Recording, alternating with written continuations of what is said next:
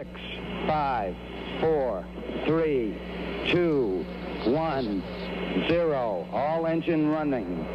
Liftoff. We have a liftoff. 32 minutes past the hour. Liftoff on Apollo 11. Instead of entirely scrapping the space race, the Americans decided to keep going and change the technology they had as a compromise to win the race. The conflicts and compromises that have happened and continue to happen now in space agencies led to great technological advancements and will lead to the survival of the human race. One conflict that caused a technological change was the design change of the Mercury capsule. The test pilots that were going to be launched in the capsule expressed nervousness about the lack of control and the lack of windows in the capsule.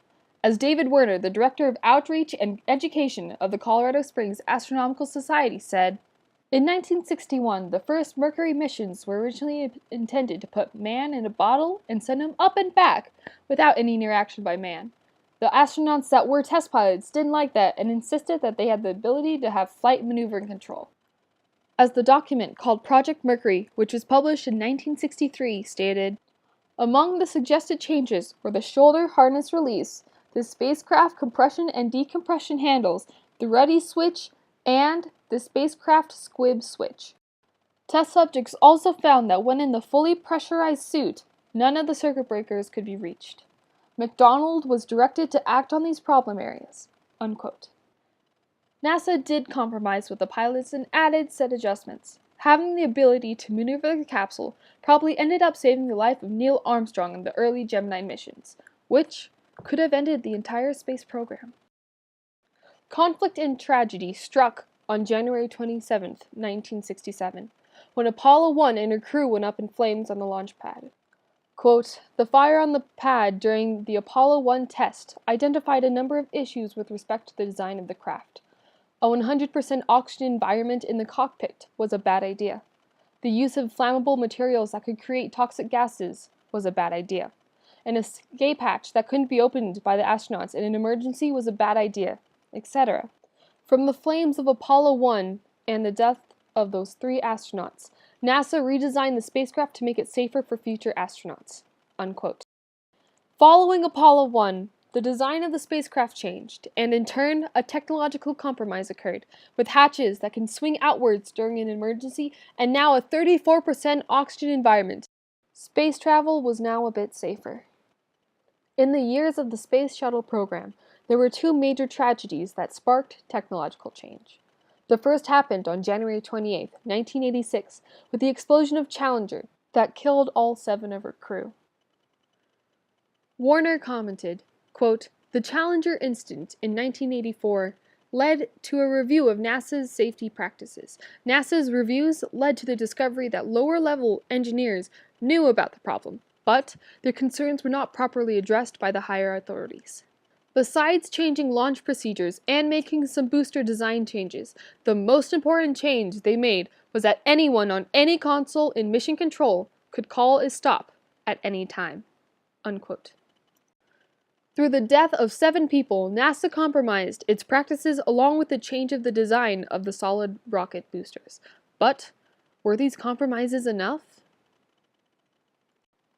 The second disaster that occurred in the Space Shuttle program was the Columbia disaster.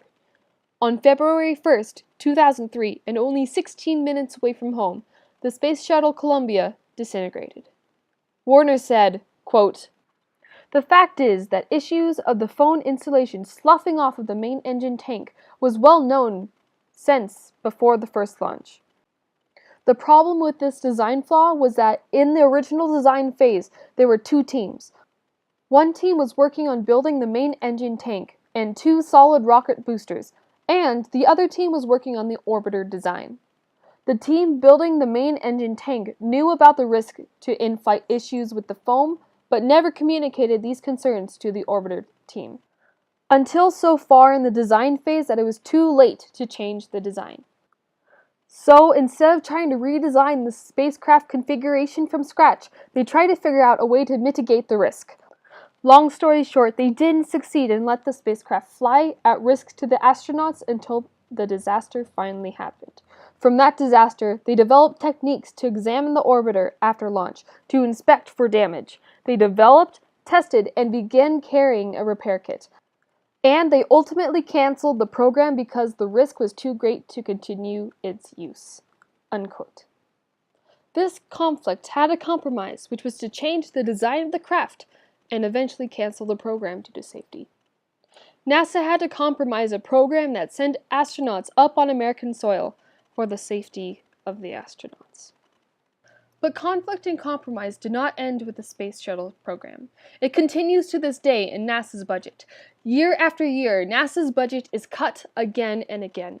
With no way to fund supply runs to the International Space Station, NASA hires private space agencies to do the supply runs as a way to compromise and keep the ISS running.